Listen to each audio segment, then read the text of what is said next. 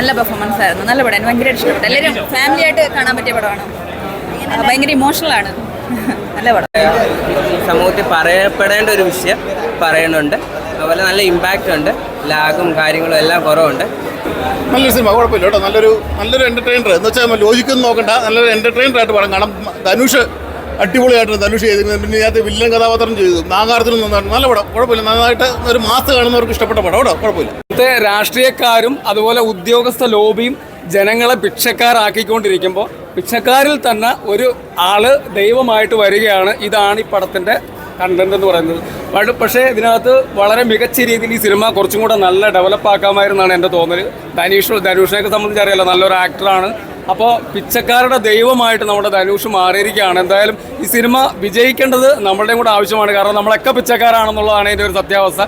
ഇവിടുത്തെ രാഷ്ട്രീയ ലോബിയും ഇവിടുത്തെ ഉദ്യോഗസ്ഥ ലോബിക്കും എതിരായിട്ടുള്ള സിനിമ തന്നെയാണ്. കാരണം ഇവിടുത്തെ എല്ലാ ഉദ്യോഗസ്ഥരെയും ചോദ്യം ചെയ്യുന്ന ഒരു സിനിമയായിട്ട് തന്നെയാണ് ഇത് മാറുന്നത്. കാരണം ഇത് വളരെ വിമർശിക്കേണ്ട ഒരു വേറെ രീതിയിൽ എടുക്കേണ്ട മൂവിയാണ്, പക്ഷെ അങ്ങനെ പറയാൻ പറ്റില്ല.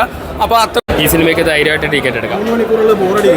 ബോറടിക്കുന്ന ആ തുടക്കത്തിൽ വളരെ സ്ലോ പേസിലാണ് ബിൽഡിങ്. നമുക്ക് ഏകദേശം കഥയുടെ അങ്ങനെ ത്രില്ലിങ് അങ്ങനത്തെ ഒരു സംഭവമല്ല. പക്ഷേ ധനുഷിൻ്റെ പെർഫോമൻസ് അടുത്ത നിമിഷം എന്ത് സംഭവിക്കുന്നുള്ളൊരു അവസാനത്തെ ഒരു ക്ലൈമാക്സോട് എടുക്കുമ്പോൾ 20 മിനിറ്റ് വളരെ ഫാസ്റ്റ് പേസിലും ആ ഒരു ഒരുപാട് ഇമോഷണലി കണക്റ്റഡ് ആയ ഒരു പെർഫോമൻസാണ് ധനുഷ് ഈ സിനിമയിൽ ചെയ്തിരിക്കുന്നത്. കാരണം ബ്രഹ്മാണ്ഡ ചിത്രം എന്നല്ല, ശരിക്കും പറഞ്ഞാൽ ഒരു ബ്രഹ്മാണ്ഡ ചിത്രം, ഒരു ബ്രഹ്മാണ്ഡ നടന്മാർ 2 പേര് വളരെ സാധാരണക്കാരുടെ ലൈഫിലേക്ക് ഇറങ്ങി വന്നു എന്ന രീതിയിൽ അങ്ങനെയാണ് ഈ സിനിമയെ കാണേണ്ടത്. കാരണം ഒരു പൈസയുടെ ആ ഒരു രീതിയിലല്ല ഈ സിനിമ എടുത്തിരിക്കുന്നത്. ഇവരുടെ പെർഫോമൻസ് ബേസ്ഡ് പടം 2 പേരും, നാഗാർജുനാണെങ്കിലും ധനുഷാണെങ്കിലും നന്നായിട്ട്. ധനുഷിൻ്റെ മൂവിയാണത്. എനിക്ക് തോന്നുന്നു ലക്കി ഭാസ്കറിന് ശേഷം എനിക്കൊരു അങ്ങനെ കന്നഡ പടം ഇഷ്ടപ്പെട്ടത് ഇതാണ്. നാഗാർജുന് ധനുഷാണ് അഭിനയിച്ചേക്കുന്നത്. അപ്പോൾ പെർഫോമൻസ് വൈസ് പടം ഓക്കെയാണ്.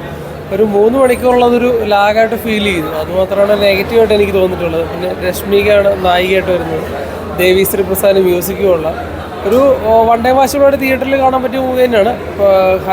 എടുത്തു പറയേണ്ട ഒരു കാര്യം എന്ന് വെച്ച് കഴിഞ്ഞാൽ പെർഫോമൻസാണ് ധനുഷിൻ്റെ.